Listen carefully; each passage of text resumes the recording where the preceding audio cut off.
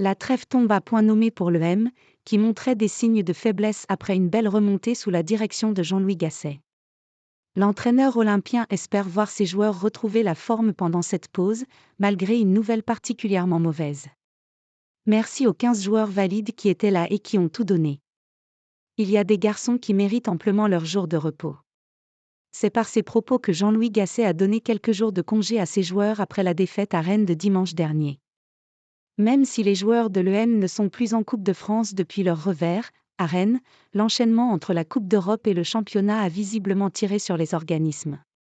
Déjà pendant la CAN, Gennaro Gattuso avait dû faire avec les moyens du bord, et aucun renfort de taille n'est venu au mercato pour soulager ses manques. En plus de cela, les pépins physiques n'épargnent pas le club provençal, qui va profiter de cette trêve internationale pour mettre certains organismes au repos afin d'être de nouveau frais pour la dernière ligne droite de la saison. Retour à l'entraînement annulé pour Rongier. Outre ce repos et la reprise prévue pour mercredi, l'EM espère retrouver ses blessés, comme Gigot, Murillo ou Rongier. Mais rien n'est certain, notamment en ce qui concerne le polyvalent milieu de terrain.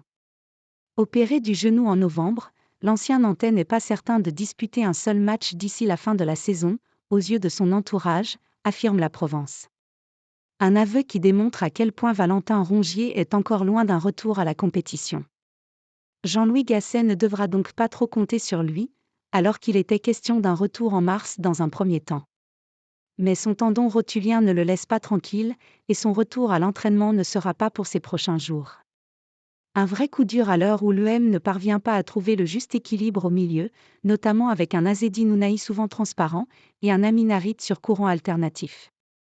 Cette trêve devra donc permettre de recharger les batteries et Marseille en aura bien besoin car c'est le PSG qui se présente au Vélodrome le 31 mars prochain.